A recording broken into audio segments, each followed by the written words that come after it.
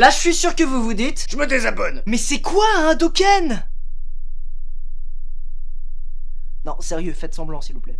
Les deux attaques spéciales de Street Fighter les plus connues et les plus réputées dans le monde du versus fighting sont donc le Shoryuken, que l'on peut traduire par point du dragon c'est le vent, Ça peut aller. s'exécutant à la manette en rentrant la combinaison de touches avant, bas, diagonale, avant, bas, plus bouton de point, et le fameux Hadoken, que l'on peut traduire par vague d'énergie de points, Oh putain, mais c'est pour ça qu'on les comprend pas, les Chinois. qui s'exécute en réalisant un quart de cercle vers l'avant plus un bouton de point. Dans une interview du 14 décembre 2011 pour le site oneup.com, Takashi Nishiyama avoue s'être inspiré des animés de l'époque, notamment du célèbre missile Hado-Oh du manga Uchu Senkan Yamato, dessiné par le maître Leiji Matsumoto pour créer le Hadoken.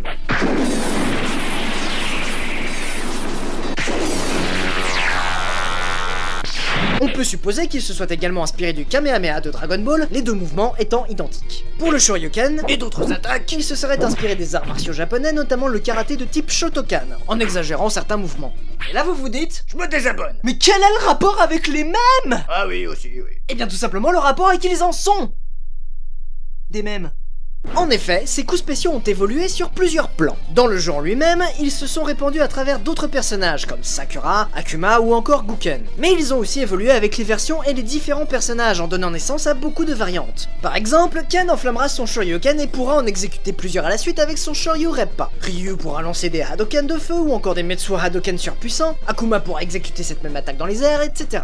Puis d'autres personnages s'inspireront de ces techniques pour créer de nouvelles attaques, comme Shun Matsuda qui utilisera le Dragon Smash ou encore Dan qui réalisera des Gadoken. En parallèle, ces coups spéciaux se sont répandus à tout l'univers des jeux de versus fighting, plus particulièrement par le biais du gameplay. En effet, la grande majorité des jeux de baston ultérieurs à Street Fighter 2 reprendront le principe de Dragon Punch, en associant quasi systématiquement la combinaison avant-bas, diagonale avant-bas plus point à une attaque spéciale de coup de poing puissant vers le haut. Même si le mouvement, le personnage, le jeu sont différents, ce mouvement sera désigné par les joueurs avec le terme Dragon Punch ou Shoryuken. Combien d'entre nous, en expliquant à un compagnon débutant les rudiments du gameplay d'un Battle Arena Toshinden, ont pu s'entendre dire « c'est comme pour faire un Shoryuken ». Moi, genre, t'as des potes. Et il en va de même pour le Hadoken. Dès qu'un perso dispose d'une attaque de type boule d'énergie ou de feu, la manip à effectuer sera quart de cercle avant plus point. Et on l'expliquera en disant « c'est comme pour faire un Hayuken », ce qui paraîtra limpide à l'interlocuteur pourvu qu'il soit un tant soit peu gamer. Ces manipulations sont donc devenues des archétypes dans les jeux de versus fighting.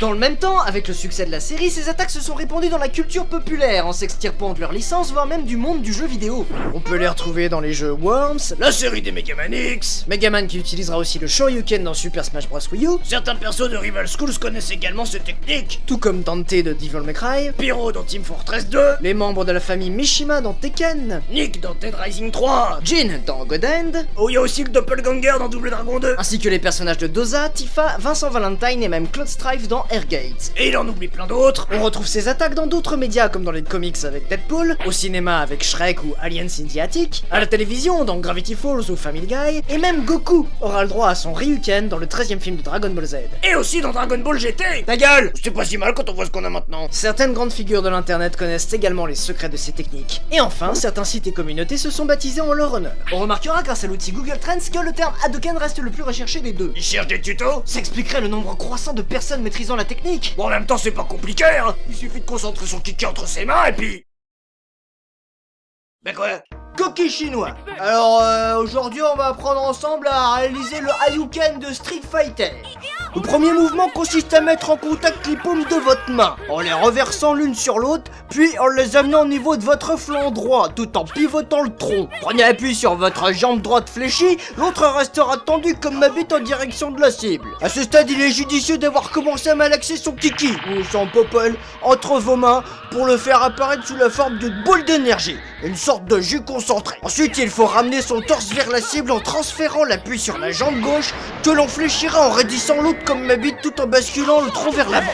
À la fin du mouvement, les bras sont tendus et les mains ouvertes en direction de la cible pour balancer avec violence votre jus dans sa gueule en criant Aïe. Voilà, c'est tout pour cette fois les gars,